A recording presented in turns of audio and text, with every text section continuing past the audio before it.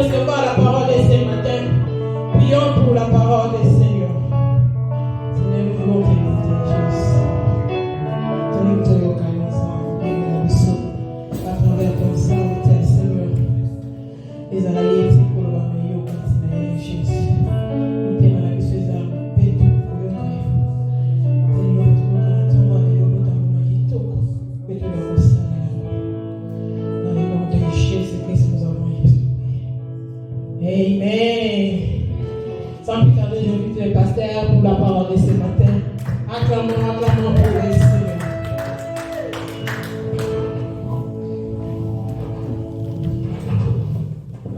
Amen. Bon dimanche à tous. Que le Seigneur soit béni.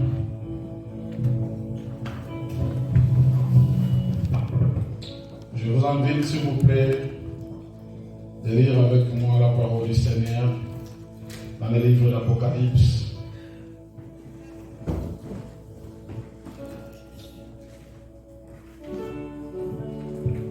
Je suis dans le livre d'Apocalypse 5.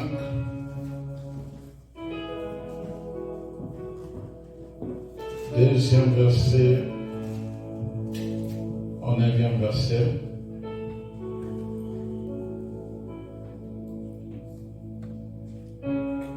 Apocalypse chapitre 5, verset 2 au verset 9. Je lis le nom de Jésus. Et je vis un ange puissant qui criait d'une voix forte: qui est digne d'ouvrir les livres et d'en rompre les sceaux?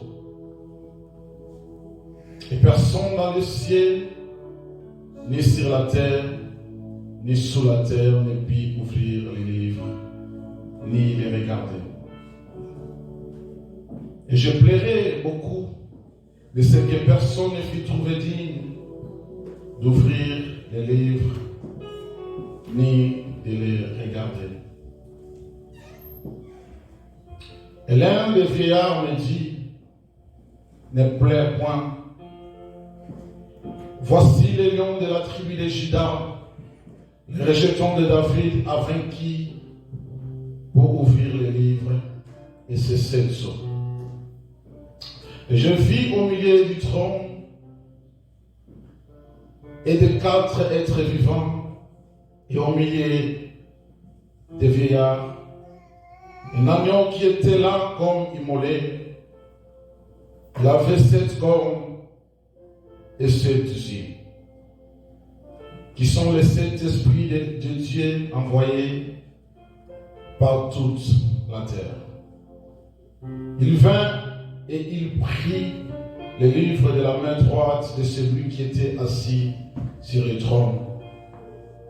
Quand il prit le livre, les 4 êtres vivants et les 24 vieillards se prosternent devant l'agneau, tenant chacun une harpe et des coupes d'or remplies de parfums, qui sont les prières des saints. Et ils chantaient un cantique nouveau en disant: tu es digne de prendre ces livres et d'en ouvrir les sceaux, car tu as été immolé et tu as racheté pour Dieu par ton sang des hommes de toutes tribus, de toutes langues, de tout peuple et de toutes nations. Parole du Seigneur. Merci beaucoup de vous asseoir. J'allais dire ceci, un petit rappel. Aujourd'hui, nous allons parler de la réconciliation avec Dieu. Nous avons parlé le dimanche passé du pardon. Le pardon que nous avons dit que pour accorder le pardon à ton frère ou à ta sœur, il faut avoir le fruit de l'esprit. Le fruit de l'esprit, nous avons dit que c'est l'amour, la patience. Il y en avait 9, mais nous avons pris que 5 pour nous.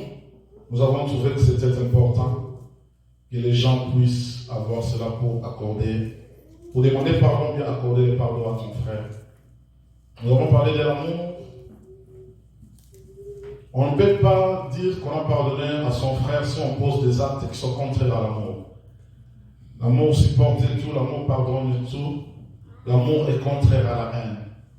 L'amour ne donne jamais place à la haine. Là où il y a la haine, il n'y aura jamais l'amour. Et quand on n'a pas le fruit de l'esprit, de l'amour, on ne peut jamais pardonner. Quelqu'un qui n'est pas patient vis-à-vis de son frère apporte directement un jugement quand celui-ci l'offense. La bonté, je dis que c'est de la qualité morale qui te permet de faire du bien à ton prochain, même s'il t'a offensé. La douceur nous permet de ne pas agir dans la colère ou de prendre directement de mauvaises décisions, mais plutôt de réfléchir avant de prendre de mauvaises décisions. La douceur te permet de ne pas accuser ton prochain directement quand il a fait du mal, mais plutôt de les pardonner. Et je parlais de la tempérance qui est un signe d'humilité. Quand quelqu'un a la tempérance, il y a le signe d'humilité en lui. Et la tempérance ne vous permet pas de condamner votre prochain directement quand il vous a offensé, mais plutôt devrait être une personne modérée. Ils ont beaucoup de réserves, avoir des retenues quand quelqu'un vous a fait du mal, quand quelqu'un vous a offensé. Et tout ça, c'est le fruit de l'esprit. Un chrétien qui a le fruit de l'esprit en lui applique ces choses. Un chrétien qui a le fruit de l'esprit en lui pratique ces choses. Parce que la Bible nous dit que le jour où nous avons crié à notre Seigneur Jésus-Christ, la marque du Saint-Esprit nous a été donnée, nous avons été scellés de la marque du Saint-Esprit. Et la marque du Saint-Esprit en nous, la Bible nous dit que l'Esprit lui-même témoignera, rendra témoignage de ce que nous faisons. C'est lui-même l'Esprit qui nous convaincra du péché ou du mal que nous faisons. Et quand l'Esprit viendra, il va vous convaincre du mal ou du péché. Donc quand l'Esprit vous convainc déjà du mal que vous faites, cela veut dire que vous n'êtes pas un païen, vous êtes plutôt un chrétien. Or, un chrétien, c'est celui-là qui a la capacité ou le pouvoir de pardonner son frère parce que le fruit de l'Esprit en lui. Le Saint-Esprit viendra nous dire que ce que tu as fait, c'est mal. Ce que tu as dit, ça n'existe pas. Ce que tu as fait, ce n'est pas correct.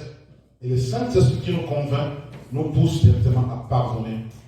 Et quand le Saint-Esprit est en nous dans la vie de tout un chrétien, le fruit de l'Esprit naît en nous. Le fruit de l'Esprit en nous ne nous permet plus de nous conduire selon la chair. Car la Bible dit que les désirs de la chair sont contraires à ceux de l'Esprit. Et les désirs de l'Esprit sont ces fruits qu'on doit sentir en nous.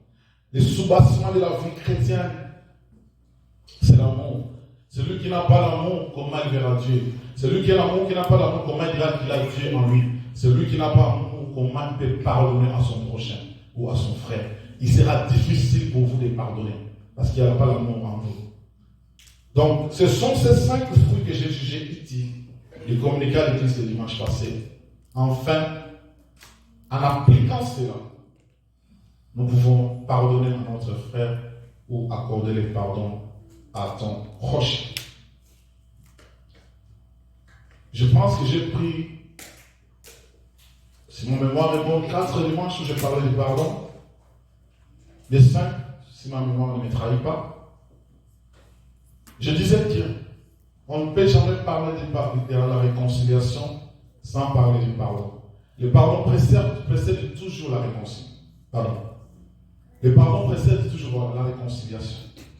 Tu ne peux pas dire te réconcilier avec ton frère ou avec ton prochain sans au préalable lui demander pardon. Parce que le pardon, comme certains disent que c'est une puissance qui libère, le pardon, quand vous demandez pardon ou vous accordez le pardon, ça veut dire que vous vous libérez d'une charge en vous, vous libérez d'une culpabilité en vous, vous libérez de cette offense en vous. Maintenant, vous pouvez vous réconcilier avec votre frère. Aujourd'hui, nous allons parler de la réconciliation. Je peux prendre peut-être des dimanches. C'est dimanche et puis le dimanche prochain, avant de passer à la Sainte-Seine. La réconciliation, c'est le fait de ramener des personnes à la bonne entente. Ça veut dire que les gens qui ne s'entendaient pas par rapport à l'offense, par rapport au mal, par rapport au péché, la réconciliation, c'est de ramener ces gens-là, de s'entendre. C'est ça la définition que j'ai utilisée ou que j'ai lis. Mais aujourd'hui, je vais commencer par parler de la réconciliation vis-à-vis de notre Dieu. Et puis le dimanche prochain, le thème est tellement long. Si je vais terminer ça ce dimanche dernier, mais au cas contraire, nous allons continuer le dimanche prochain.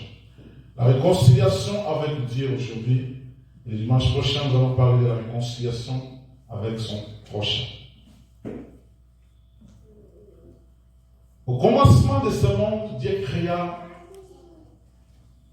toutes choses. Il créa Adam. Après, à un moment donné, Adam se sentait seul. Dieu jugea bon de lui créer un être semblable qu'il a soutiré dans le corps d'Adam. Et cet être s'appelle Ève. Les deux ont été mis sur le jardin pour dominer, assujettir, régner dans ce jardin. Mais le péché est entré, ou le mal est arrivé dans la vie de ces deux personnes. Dieu a jugé bon de les chasser du jardin parce qu'ils ont péché. Ça veut dire que le jardin n'était plus l'endroit approprié pour eux, pour y rester. Mais quand ils arrivent là, Dieu a tenté par plusieurs reprises, ou plusieurs mécanismes, pour chercher à réconcilier l'homme avec lui. Malheureusement, ça n'a pas tenu. Dieu a envoyé les prophètes. Les prophètes sont venus, ils ont parlé de la part de Dieu. Malheureusement, tout ça n'a pas tenu. L'homme n'a jamais été réconcilié avec Dieu. Il y a même des sacrifices.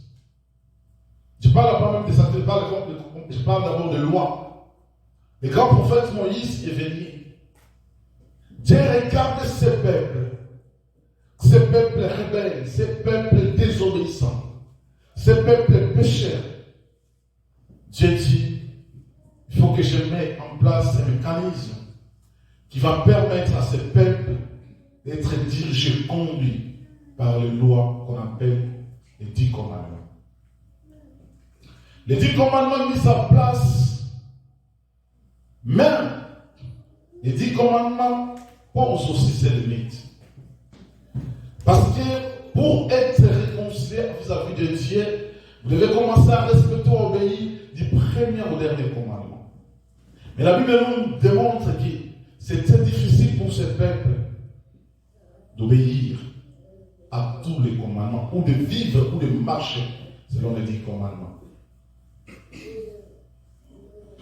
Les sacrifices aussi ont joué à un moment donné. Il fallait, quand vous péchez, il fallait des sacrifices.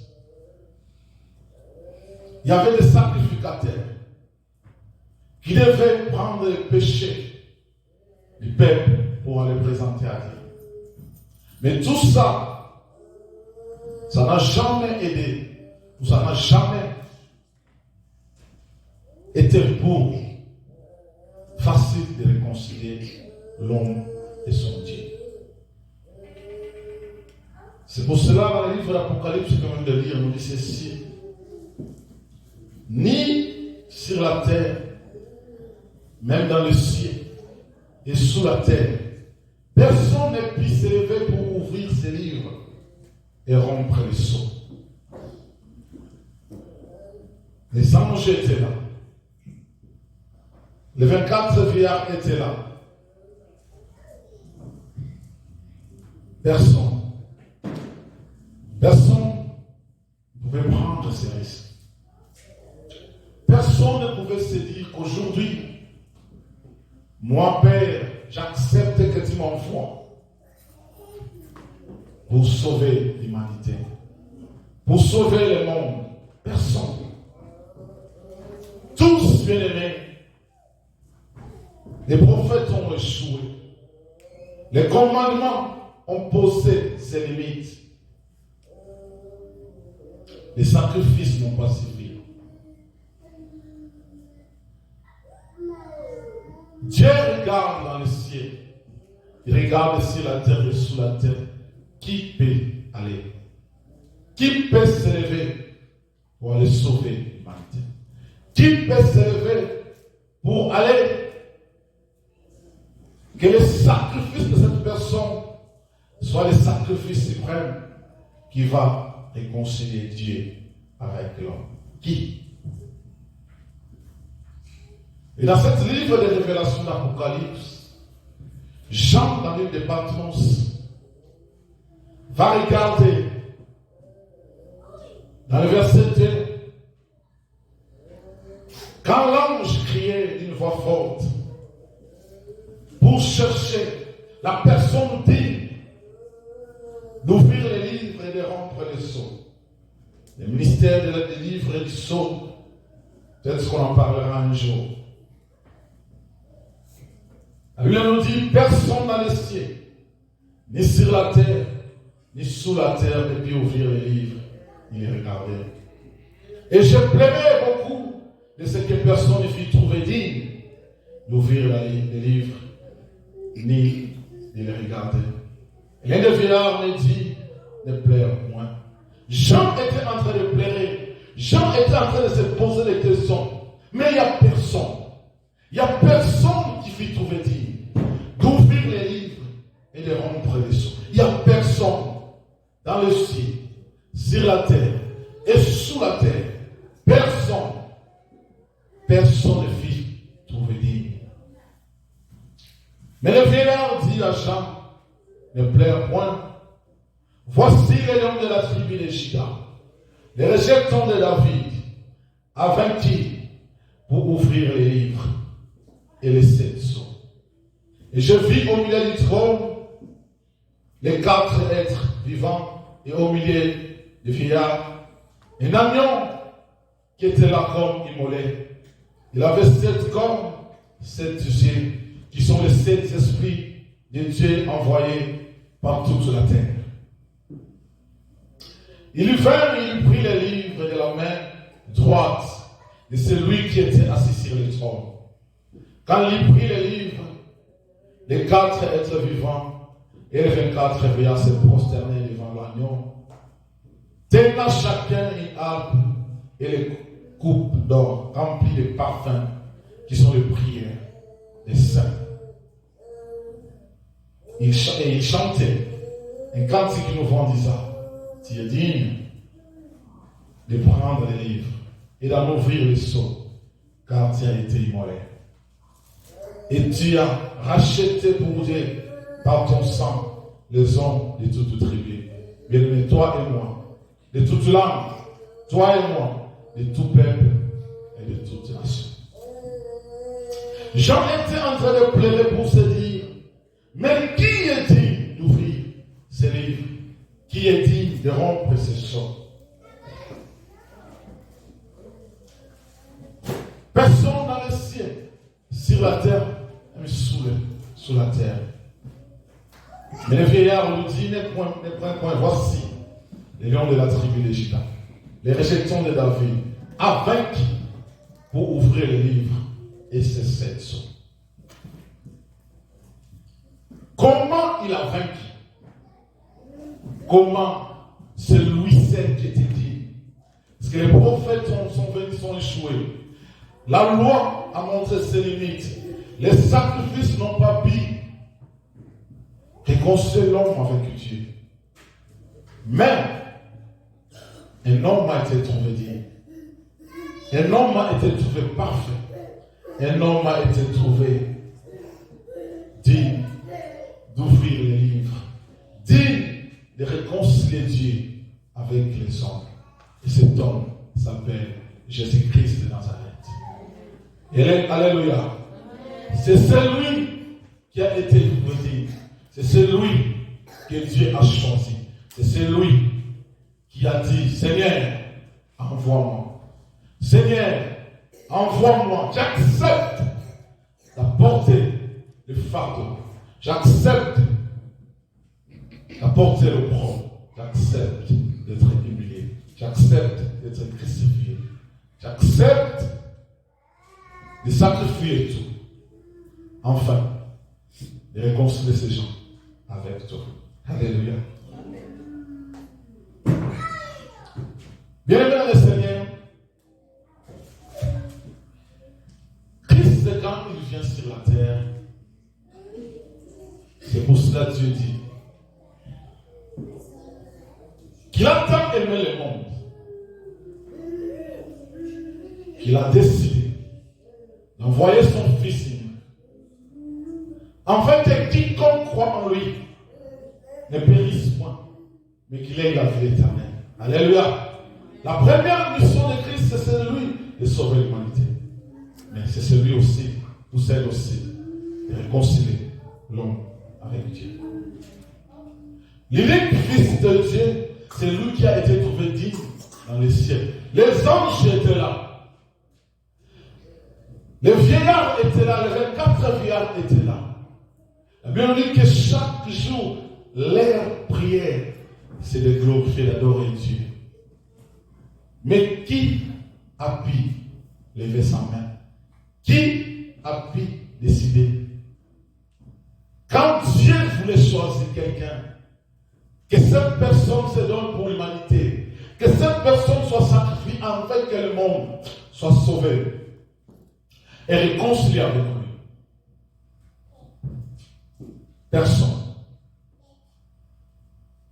Les anges, on regarde la terre, regarde ce qui va y arriver. Ils ont démissionné. Les 24 surveillants observant les choses, ils disent non. J'aimerais rester ici et t'adorer. Je ne peux pas y aller. Dieu cherchait. Dieu cherchait, la Bible nous dit que dans les cieux, sur la terre, sous la terre. Qui? Moïse, à qui on a donné les bâtons, s'est fâché. Les prophètes ont échoué. Les sacrifices. Parce que c'est lui-même qui allait présenter le péché à Dieu. Les sacrificateurs, lui-même était aussi pécheur. Comment il peut réconcilier l'homme avec Dieu? Parce que lui-même, il est pécheur. Il a ses péchés.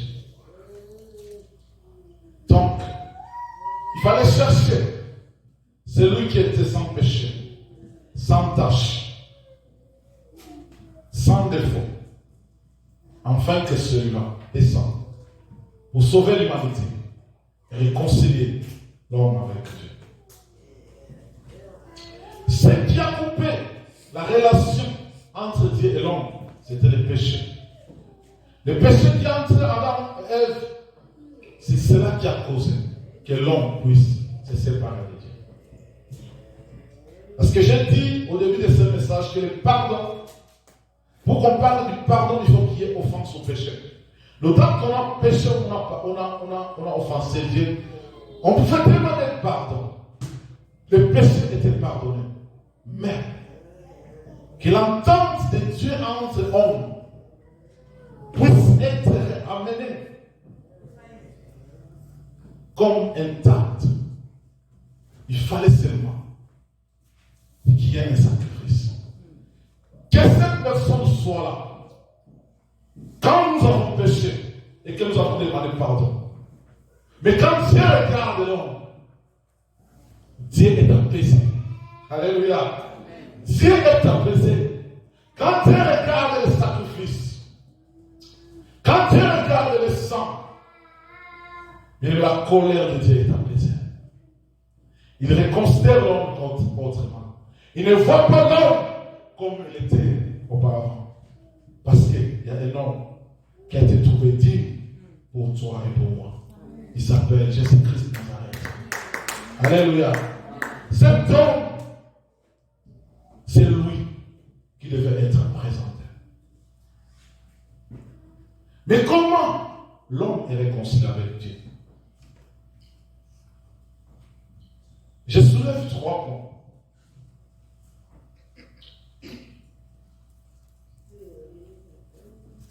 Frères et sœurs, prenez-moi des Corinthiens 5. Yeah. 18 à 21. Écoutez ce que la Bible nous dit. 2 Corinthiens 5. 18 à 21. 18 à 21. Nous lisons au nom de notre Sauveur Seigneur Jésus-Christ. Amen. 2 Corinthiens 5, 18 à 21. Mm-hmm. Je lis. Et tout cela vient de Dieu qui nous a réconciliés avec lui par Christ et qui nous a donné le mystère de la réconciliation. 19. Car Dieu était en Christ, réconciliant le monde avec lui-même, en imputant le monde avec lui-même, en imputant point aux hommes leurs offenses. Mm-hmm. Et il a mis en nous la parole de la réconciliation. 20. Nous faisons donc les fonctions d'ambassadeurs pour Christ, comme si Dieu exhortait par nous. Nous vous en supplions au nom de Christ, soyez réconciliés avec Dieu. 21. Celui qui n'a point connu le péché, il a fait devenir péché pour nous, afin que nous devenions à lui justice de Dieu. Alléluia. Bien-aimés dans le Seigneur, écoutez-moi bien. Je l'ai dit ici un dimanche que nul n'est parfait sur cette terre. Seul Christ est parfait. Maintenant, les prophètes qui sont venus sont des hommes de la même nature entre toi et moi. David, que l'homme, Dieu appelait l'homme selon mon cœur. Vous connaissez l'histoire de David.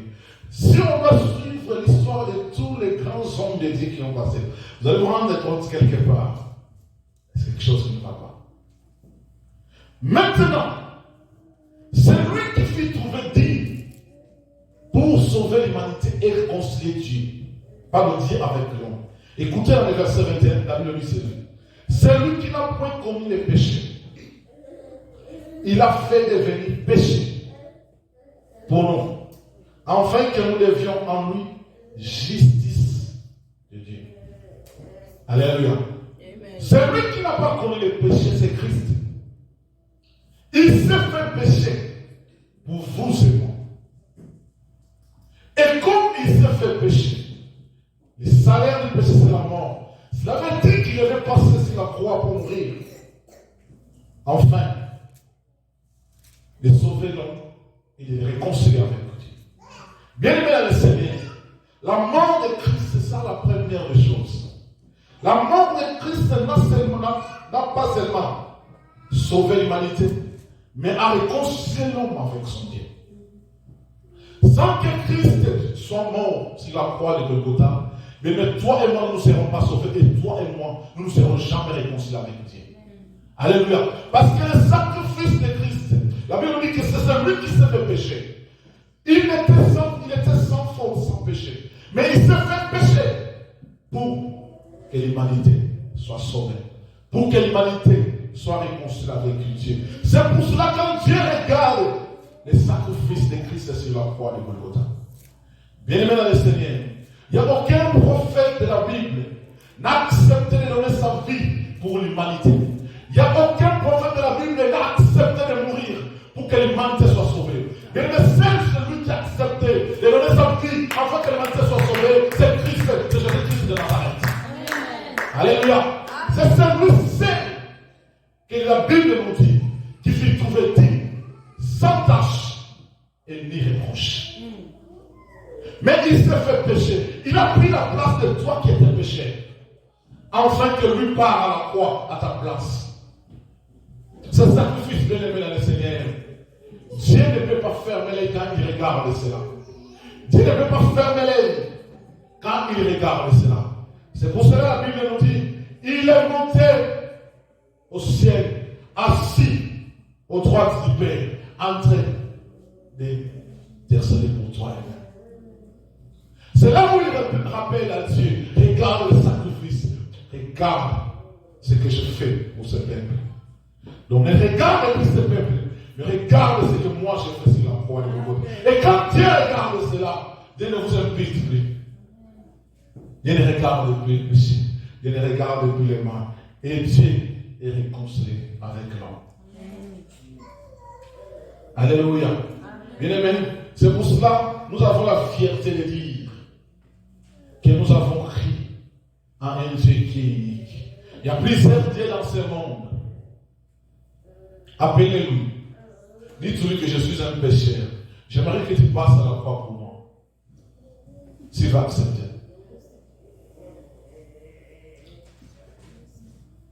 Bien-aimé, quand on vous dit que Christ n'est pas Dieu, mais c'est ça la différence entre les autres dieux et notre Dieu. Quand on vous dit que Christ n'a pas sauvé l'humanité, c'est ça, bien-aimé, qui te prouve toi et moi. Que les autres dieux là, ce sont les dieux qui sont charnels, qui se sont fait fabriquer. Il y a un chanteur de moi, qui m'a dit, si votre Dieu se prétend être Dieu, on va monter à l'avion, je ne sais pas combien d'athlètes kilomètres en l'air, qui se jette. Et quand il va tomber sur la terre, qu'il reste encore vivant. La loi de la pesanteur a été créée par Dieu. Alléluia. Amen. Il va tomber. On ne va même pas reconnaître son corps. Mohamed, on ne va même pas reconnaître son corps. C'est ça la différence entre Christ et ce Dieu. Un Dieu qui ne mange pas la nourriture qui est fabriquée entre les hommes. Alléluia. Mais un Dieu qui mange ma sanzoli. Alléluia. C'est celui-là qui est descendu. C'est celui-là qui est mort sur la croix. C'est celui-là qui a sauvé l'humanité et réconcilié l'homme avec Dieu.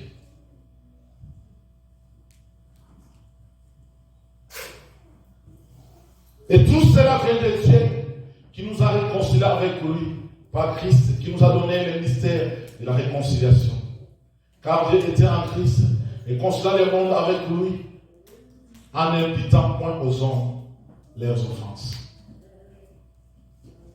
Donc, Dieu ne peut plus imputer à l'homme ses offenses parce que Christ a pris la place de l'homme et il a été crucifié sur la croix. Donc, l'offense ne peut plus être imputée à l'homme.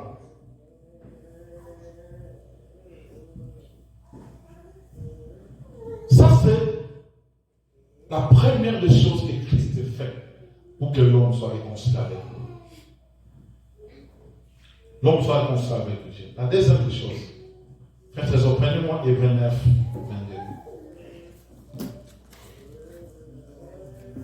22. Hébreux 9, 22.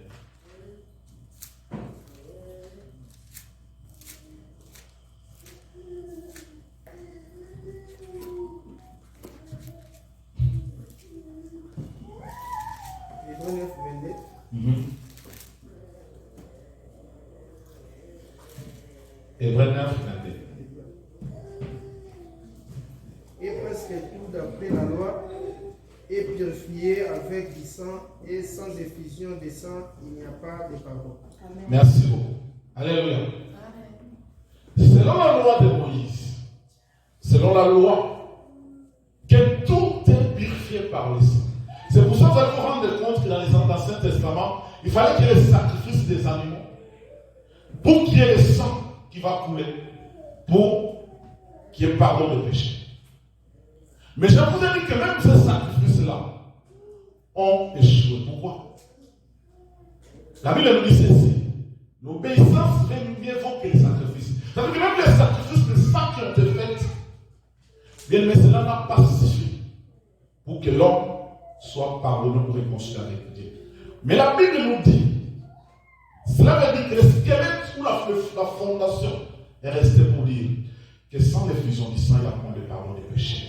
Donc, pour que Dieu réconcilie l'homme avec lui, pardonne à l'homme son offense, il fallait que le sang de celui qui était sans tache puisse couler, afin que l'homme soit réconcilié avec Dieu. Donc, le fait que Christ était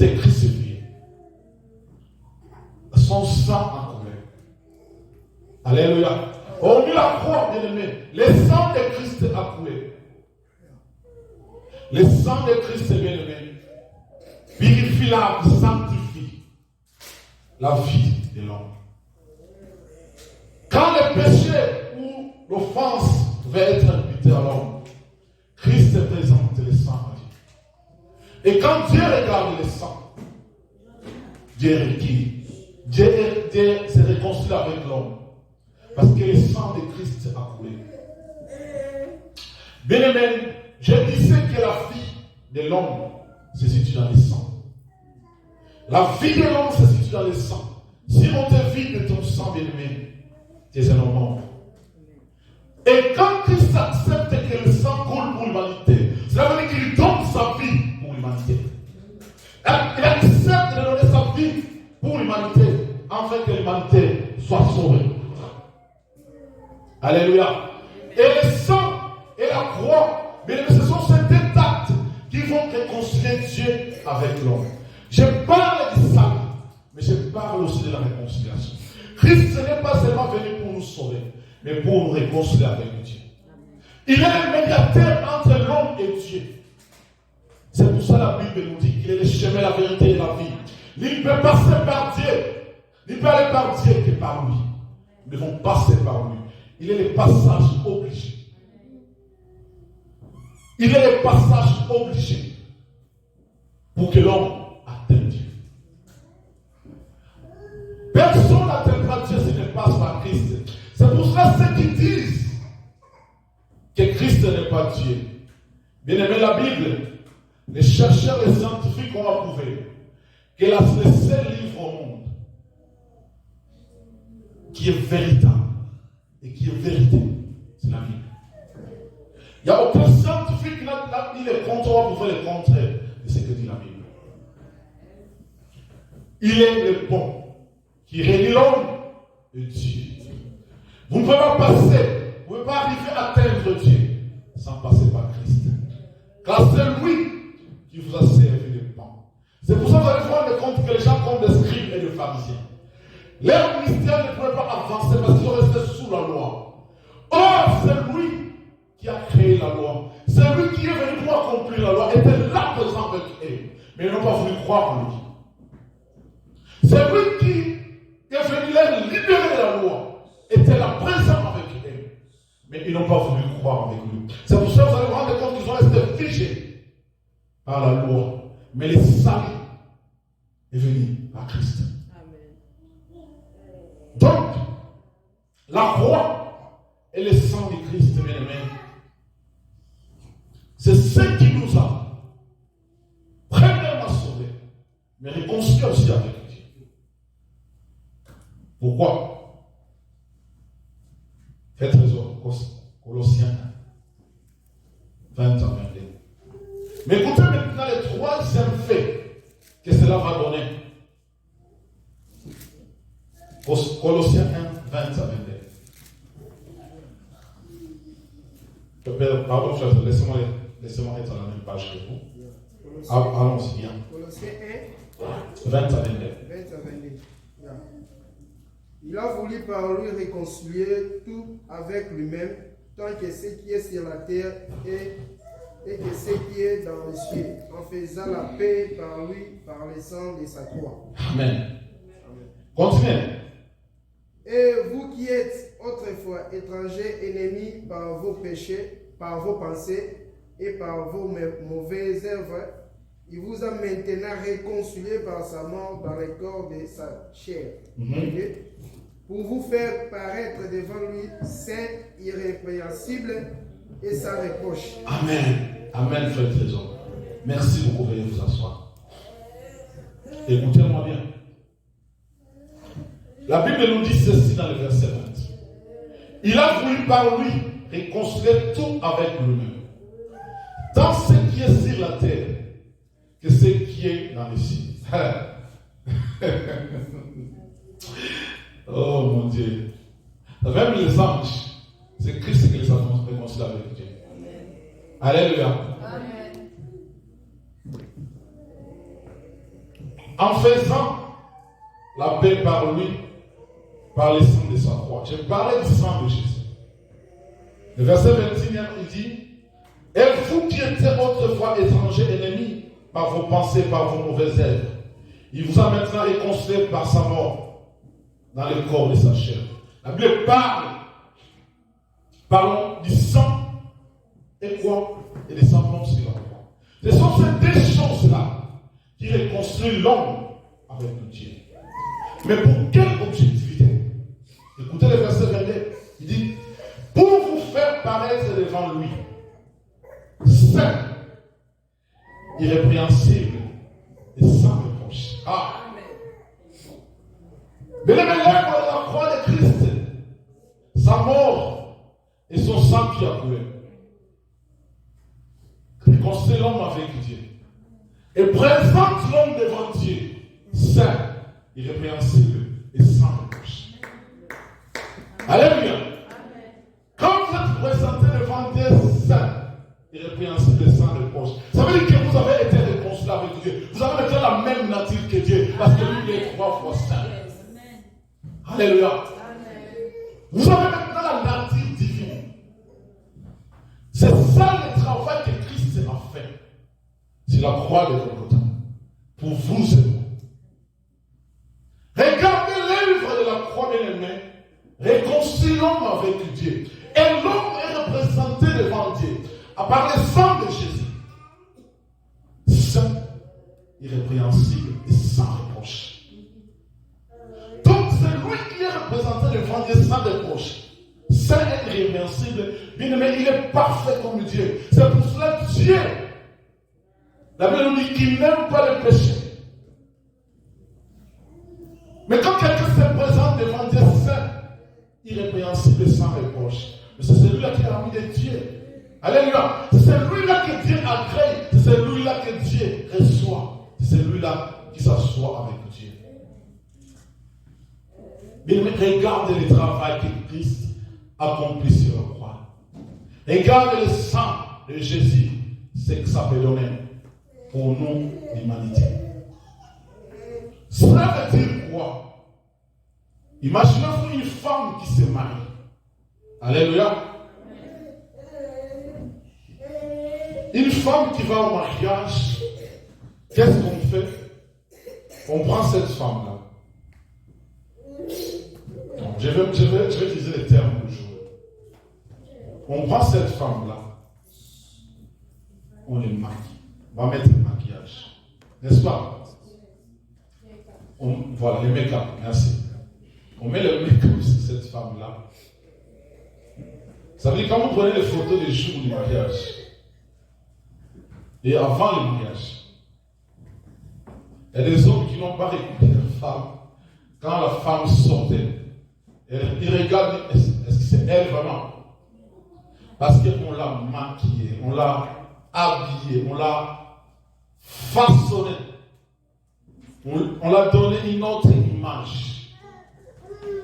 C'est la même chose que Christ a fait pour toi et moi. Alléluia. C'est ça que Christ a fait pour toi et moi. Qu'est-ce que Christ a fait? Christ, quand il est venu, il a pris l'homme. C'est comme les médiateurs qui doivent présenter l'épouse vis-à-vis de son mari. Ça veut dire qu'il a façonné l'homme. Il a préparé l'homme. Il a embelli l'homme. Quand l'homme se présente devant Dieu, Dieu ne peut qu'agréer et travailler accompli par Christ. Dieu ne peut plus nous inviter le mal parce que Christ a porté le mal de l'homme et il a crucifié sa chair.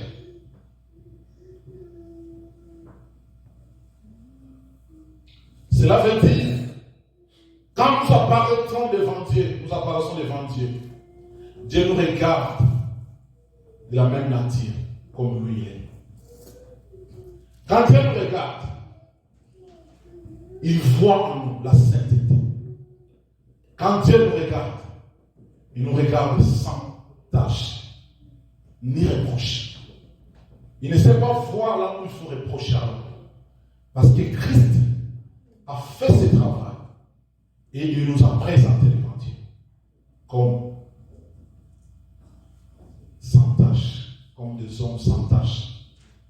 irrépréhensible et sans reproche. Sans ce travail de Christ bien-aimé, toi et moi, nous ne serons jamais sauvés. Toi et moi, nous ne serons jamais réconciliés avec Dieu. Alléluia. C'est pour cela que quand nous prions, nous demandons le pardon et puis nous demandons la sanctification. Parce que la sanctification n'est pas ce qui est par le sang de Christ.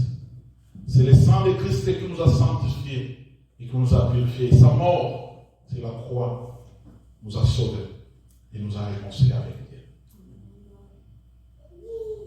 Bien-aimé, la question que je te pose ce matin, est-ce que vous avez déjà reçu Christ dans votre vie?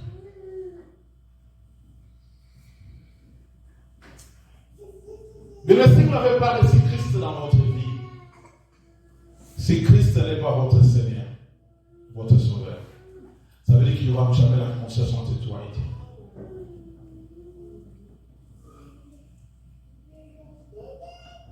Quand la Bible nous dit, voici, Dieu a tant aimé le monde, qu'il envoie son Fils unique, afin que quiconque croit en lui ne périt point, mais qu'il ait la vie éternelle. Ça veut dire que la condition sine qua non, c'est celle de croire en Christ. Quand nous croyons en Christ, bien-aimé, l'œuvre de la croix s'accomplit en nous. Et quand l'œuvre de la croix s'accomplit en nous, nous sommes sauvés. Nous sommes réconciliés avec Dieu. Ça veut dire que nos péchés, nos fautes, nous ne sommes plus imputés. Bien aimé, imaginez-vous que depuis que vous êtes né, jusqu'à cet âge, si Dieu devait commencer à imputer le péché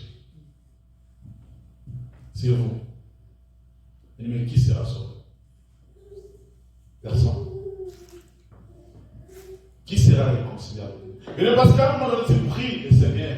Dieu écoute ta prière et il t'exauce. Mais la Bible nous dit que Dieu n'écoute jamais la prière des pécheurs. Au commis. Parce que vous avez crié en Christ et que Christ s'est donné pour vous. Son sang a coulé. Il vous a réconcilié avec Dieu. C'est pour cela que vous pouvez prier. Il va vous exaucer. Bien aimé, Dieu ne peut se réconcilier avec l'homme que par Christ. Dieu ne peut établir son alliance avec vous que par le Christ. C'est pour cela, quand nous demandons pardon et que Dieu veut nous réconcilier avec lui, il ne vous regarde pas vous. Parce que s'il doit nous regarder, bien aimé, qui sera sauvé? Qui sera en harmonie avec nous? Personne. Il ne regarde pas nous, il ne nous regarde plus. Mais il regarde l'œuvre que Christ a accomplie sur la croix pour nous. C'est ce que Dieu regarde. Et quand Dieu regarde cela, il nous voit toujours saints, irrépréhensibles, irréprochables.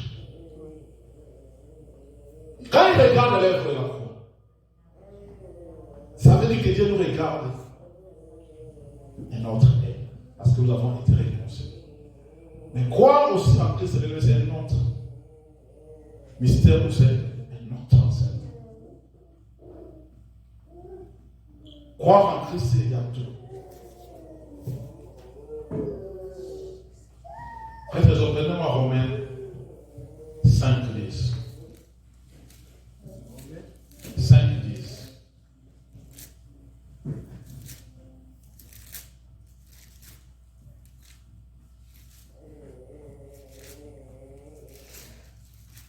Romains 5, 10.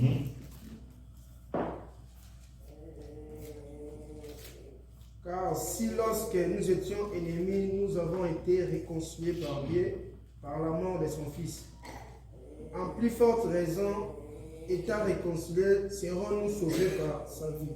Amen. Ici, la Bible nous montre ceci. Lorsque nous étions ennemis, cela veut dire quoi?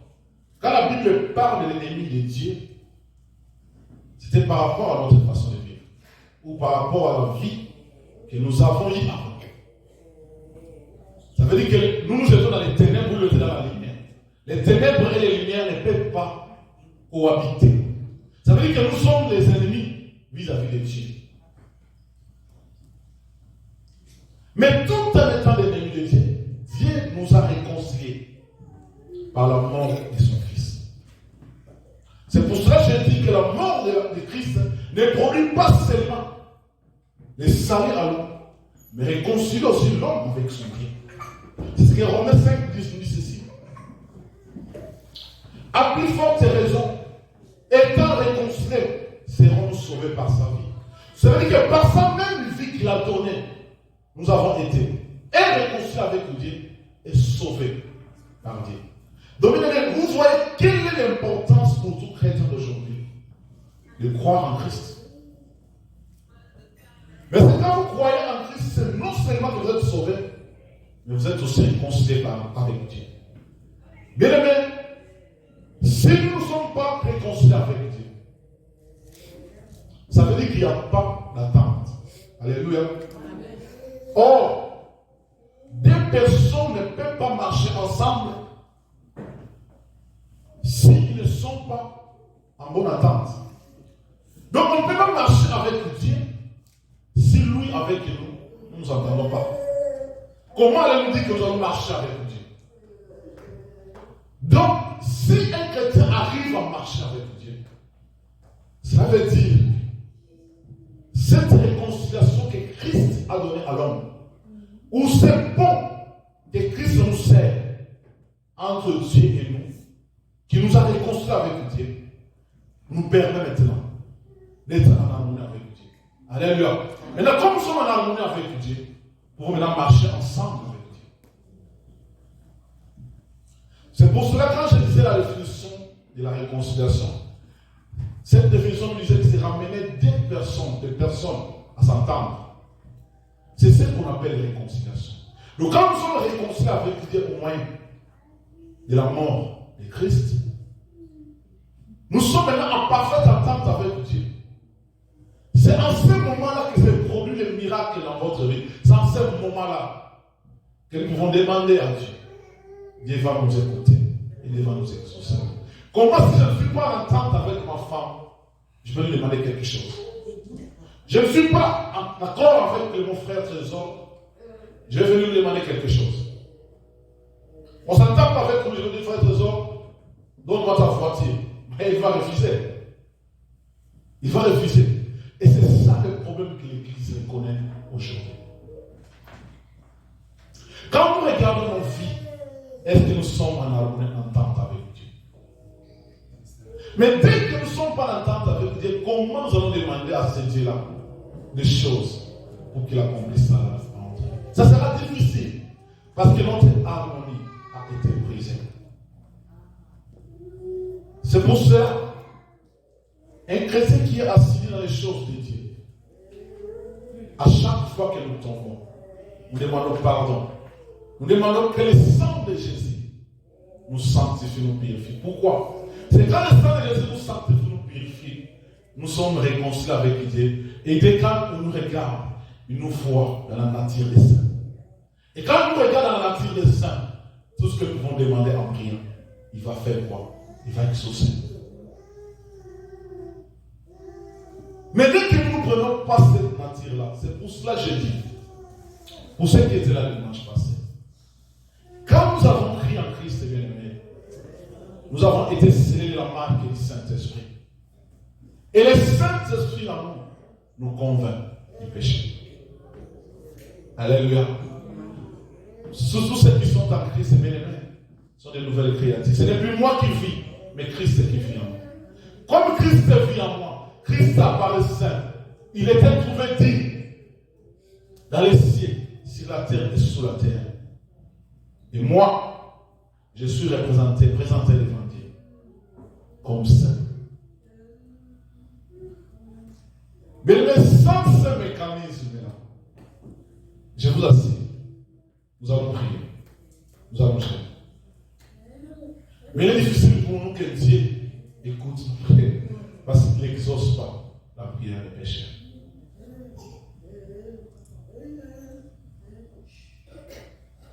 Christ a fait son travail. C'est pour ça que vous savez que vous allez comprendre en matière de salut et de réconciliation. Christ a fait sa part. Et la part que Christ a accomplie, il ne s'est pas limité là. Il est monté au ciel. Il est assis à la droite du Père. À chaque fois, il représente l'œuvre de la croix à Dieu. À chaque fois, il représente son sang en Dieu. Pour que Dieu nous pardonne. Pour que Dieu rétablisse une relation, une alliance avec nous. Ça, c'est la part de Dieu. C'est la part de Jésus. Mais la part de l'homme. Le fait pour vous, c'est que Dieu vous demande. C'est juste de croire. Mais quand vous croyez, il faut que les choses changent. Il faut qu'on sente que vous avez cru en Dieu. Quand vous avez cru en Dieu que les choses ont changé,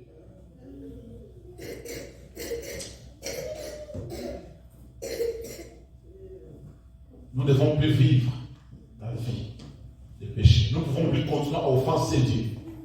La Bible nous dit, de la même manière que le péché entre par l'homme, de la même manière aussi, et par la mort de l'homme, que le péché fait pardonner à l'homme.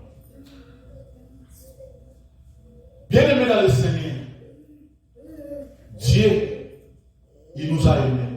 Dieu nous a aimés. Parce que Dieu pouvait se dire, comme il a fait au temps de Noé, je vais exterminer la terre. Je vais exterminer les nations à cause de leurs péchés. Comme il a fait à Sodome et Gomorrhe. Mais il a dit pour quel résultat? Pour quel résultat je vais continuer à exterminer ces hommes si demain je ne dois pas les sauver à cause de leur mal? C'est pour cela que Dieu a envoyé son Fils unique, qui est Christ. Et les prophètes sont venus. La Bible dit qu'il a le ciel sur la terre, personne n'est tenu debout. Même les anges, même les 24 vieillards. Tous étaient là. Quand ils regardaient ce qui devait arriver à Christ, ils se disent, pas moi. Mais lui, qui était l'agneau immolé, le lion de la tribu de Juda, les rejetons de David, il a dit, Père, envoie-moi. J'accepte de prendre la place de ces gens. Il est descendu, il a donné sa vie. Il est mort, son sang a coulé, bien-aimé. Il t'a réconcilié avec Dieu. Il t'a sauvé, il t'a réconcilié avec Dieu. Maintenant, à cause de son sacrifice, tu es en harmonie avec ton Dieu. C'est ça que tu dois comprendre ce matin, bien-aimé. Tu es en harmonie avec ton Dieu parce que c'est Christ-là a versé de son sang. Il est mort sur la croix. Et il t'a pris, il t'a façonné. Il te représente devant Dieu comme un saint. Mais quand on est représenté devant Dieu comme un saint, Dieu est d'accord avec nous. C'est toute la vie. Nous sommes en entente parfaite avec Dieu. Nous pouvons demander tout ce que nous voulons. Dieu va nous écouter. Dieu va nous exaucer. Mais il est temps pour nous aussi de faire notre part. Il est temps pour nous de faire notre part. Et la part de l'homme bien-aimé, c'est de croire en Christ. De croire en Christ, bien-aimé, d'accepter d'être guidé par les Saint-Esprit pour ne plus accomplir les désirs de la chair, mais d'accomplir les désirs de l'Esprit Saint qui est le désir de Dieu. Que Dieu vous bénisse.